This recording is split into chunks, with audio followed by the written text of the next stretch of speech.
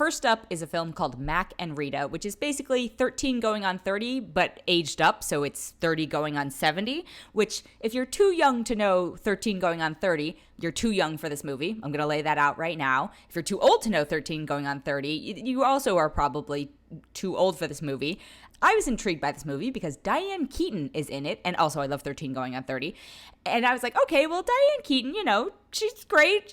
There's no way she'd be in such a terrible film. I'm truly mind-boggled how an hour and 35-minute film can feel like an actual lifetime. Like, I might have aged 270 while watching this film.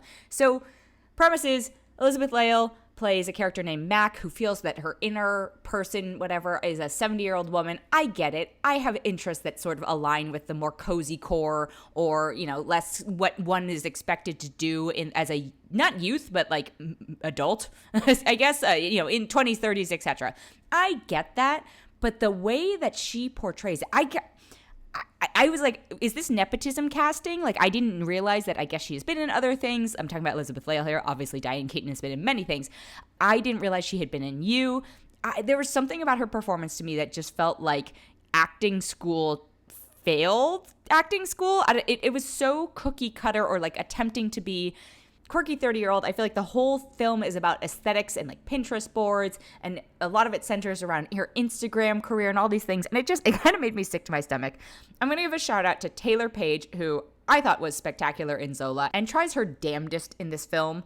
And, she does a great job for what she is given, but what she is, dealing with for the rest of it, it's just nothing is there to support her. And then Diane Keaton, why? Why Diane Keaton? Like, you are Diane Keaton. You can do whatever you want to do at this point, and this is what you chose to do. And then the logic of this movie is just so confusing. So thinking about 13 going on 30, I was like, yeah, there was, you get your panic moments at being in this other body. But then there's how the other characters accept it and all these things. And that to me it just completely fell apart. And then I don't want to spoil too much, but I also don't care at this point. There's this whole confusing romance thing. So there's a hot neighbor played by Dustin Milligan from Schitt's Creek, and nothing against a May-December romance, but it's just very confusing, like the logic that this film is asking us to buy, where I'm like, is he in love with the Diane Keaton character, who they position as, this is actually Mack or Elizabeth Lail's character aged up, but they position as, it's her Aunt Rita. So it's like, does that mean that this neighbor is both interested in this 70-year-old aunt and also her 30-year-old niece? Like, that's too much in the family. Too much. No. You should not be. No, thank you. Ew. There are so many talented people in this movie, and I don't know where it went awry. There are also many not talented people in this movie. Mainly, I don't know if she's not talented, but her talents are not being properly utilized here with Elizabeth Lail. Again, Diane Keaton, Taylour Paige, great actors. Loretta Devine's in it. Amy Hill, Lois Smith, Wendy Malick, who the last three are older women who you will recognize when you see them. Patti Harrison is in this. Nicole Byer has a scene, or a couple scenes. I'm just like, this script must have read amazingly well, because what ends up on screen is just hollow. It's hollow. It has about as much substance to it as the Instagram post that they're simultaneously making fun of, and I think like mocking, but also validating as a sort of, income or career or whatever it is. Like, I don't think the movie knows what its position is on this. Also, there are, these just, everyone is an archetype or a stereotype of something, and it's not in a creative or innovative way. I have probably spent more time talking about this movie than it deserves. Also a bummer, because the director is Katie Aselton, who as an actress, I at least enjoyed. I know her from The League, but overall, Mack and Rita, what an upsetting experience. I'm going to give it 1 out of 5. And then my next film is called Day Shift. It stars Jamie Foxx, Dave Franco, and Snoop Dogg. Names I wouldn't necessarily have expected to hear in a sequence together. 2 of those, yes. The other one, maybe not so much. And basically, Jamie Foxx plays a dad who just wants to provide for his family. Things aren't so great with his wife or ex-wife, but he wants to do right by his daughter. He needs some money to pay for her school and braces and all these things. But his job is a vampire hunter. So I don't hate this premise. I don't like this execution of it. This is a Netflix movie of a week. I was like, I swear, is this exactly the same? Jamie Foxx has already been in one of these. Is this the exact same thing? The answer is technically no, but the answer might as well be yes. By the way, that other one that he was in is called Project Power, and that one was about superheroes and things like that, or I think they got like powers or whatever it was. It came out, early-ish in the pandemic, and it was one of the first, we're really doing this movie a week thing, and even then I was like, oh, is this all I have? And now this is another one where it's like, is this all I have? So the movie, I think it might be okay as a background watch, and that might be being generous, but I was very bored by it. There are tonal shifts where at first it's supposed to be this serious, gory, gory vampire hunting, like lots of blood, lots of decapitations, lots of, just a little overdoing it in that department. And then, Snoop Dogg shows up. And I was like, oh, okay, maybe I will like this movie. And then Dave Franco shows up, and so I guess there's apparently a vampire in the world that this movie takes place in, not in the real world. There's a vampire hunter union, and Jamie Foxx is on the wrong side of it, but they sort of let him back in, but they want to ban him for life, and so they assign him Dave Franco as his union rep, who is a by the book, blah blah blah guy, and I couldn't tell if this film is pro or anti-union. Which is a weird question to be asking yourself about the Netflix movie of a week. And I swear, when Dave Franco's character started speaking, I was like, is the only point of his character to speak in exposition in order to establish the world? He's basically a talking encyclopedia. But then there are other characters who come into play later who are also, everyone just speaks in exposition. Nobody's having an actual conversation. They're just monologuing at each other or spitting out facts that the filmmakers could not think of another way to give us. And then you've got this whole juxtaposition where Dave Franco is the, very by the books, blah, blah, blah, nerdy guy. And Jamie Foxx is the, run and gun, get it done person. And I swear, Dave Franco has been playing this character a lot in the last few years. And he's fine at it, but doesn't he isn't he bored of it? I guess a paycheck's a paycheck. Yeah, ultimately I was really bored by it. There's a whole, B plot involving the vampires and their hierarchy and criminal intentions and all these things. I was just like, I don't care. You don't care. You being the filmmakers, you just want to murder them. So that there's no they try and shoehorn in an emotional logic to why the vampires are behaving the way they do. But it's so unfortunate. I would describe it as unfortunate.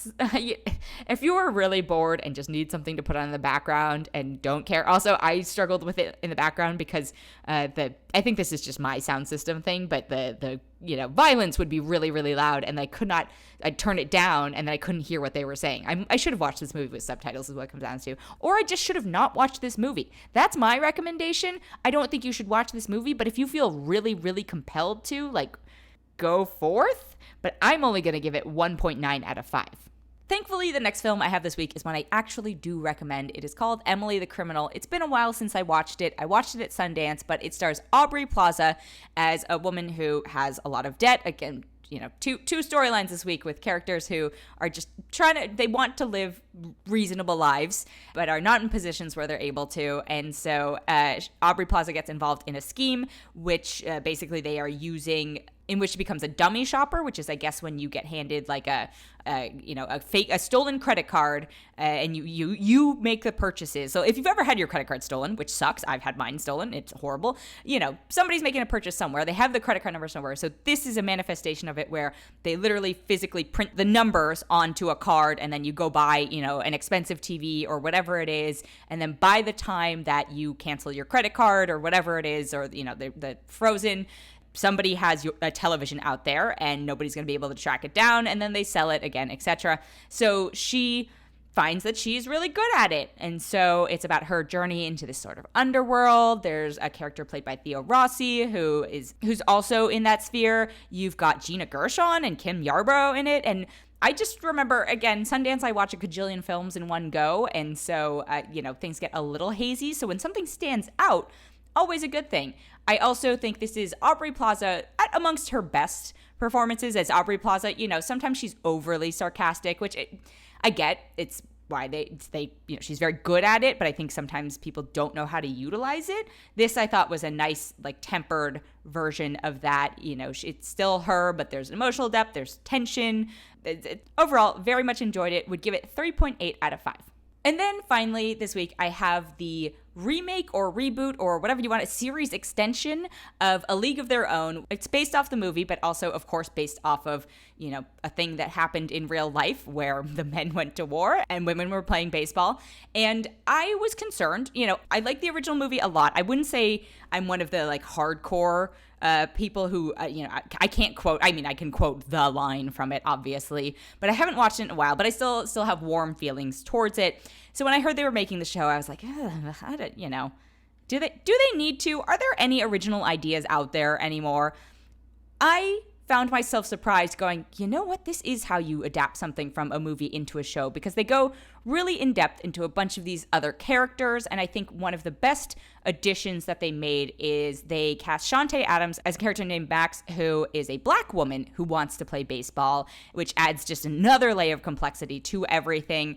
I think, it's Abby Jacobson is the star. She's the executive producer. I think the driving force behind it. It's also got Darcy Carden, Nick Offerman's in it. So, and again, I think getting to watch it now where we have better vocabularies and understandings of some of the terms for what these women would maybe choose to express their sexual identities as, I think that allows for a more three-dimensional portrayal of these characters, as opposed to, maybe trying to present it for an audience who just either knows, like, oh, they're lesbians, or some of them are lesbians, not all of them, really, There's a much greater range of representation within the show, and I think it's wonderful. I also thought the characters are compelling. The only things I sort of butted up against is sometimes the chemistry between some of them the sexual chemistry feels a little bit forced, but I think they think they're getting away with it because they're like, ooh, it's ladies.